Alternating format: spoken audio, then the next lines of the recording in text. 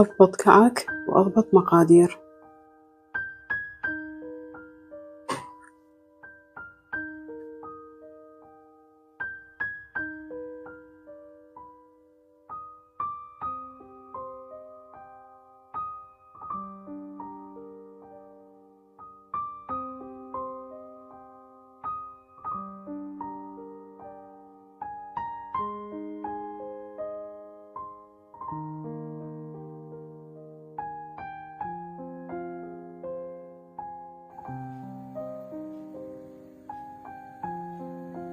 مية وخمسين زبدة دائرة، 250 دهن،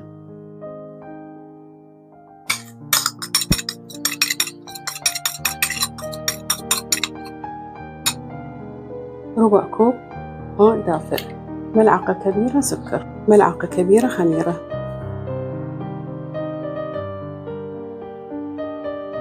أخلطها.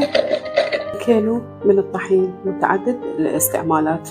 أنا أضيف للطحين رشة ملح، ملعقة متوسطة بيكنج باودر،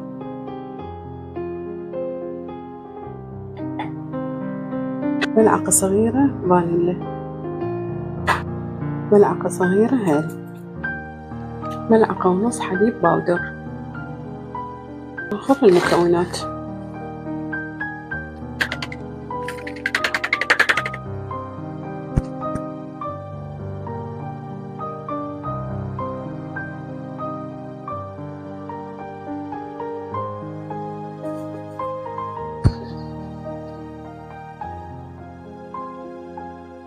أخلط الطحين ويا الدهن والزبد، لأن شوية حار فما أقدر أخلي إيدي بيه.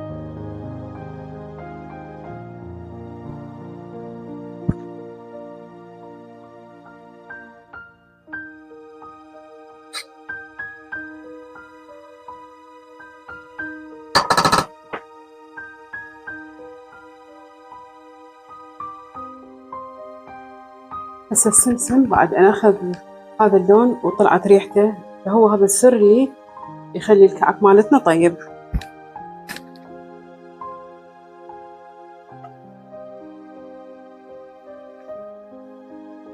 هسه أبقى أفرك إلى أن يتلابس الدهن ويا الطحين.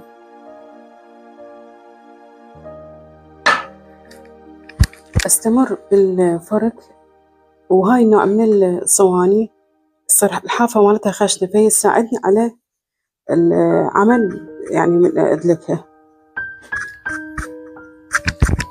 هاي خاصة للعجن، تصير هيجي خشنة.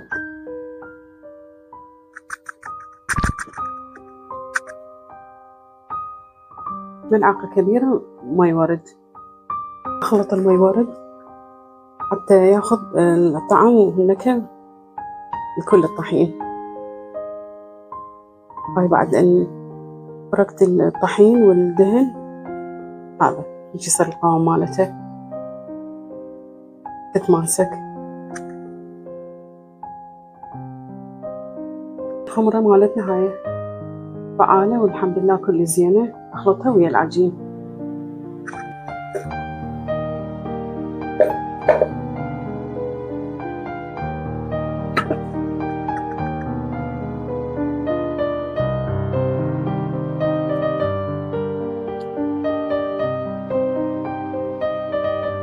بعد أن أجنتها وصلت لهاي المرحلة هيجي أتركها نص ساعة 3/4 ساعة ترتاح العجينة أو تختمر أكثر. لأن تركت العجينة تقريبا 3/4 ساعة. هذا القوام مالتها. مقاديرها بالضبط: كيلو طحين، نص كيلو دهن، تخلطوه زبد ودهن أو دهن واحدة بس ما يصير زيت يبسها.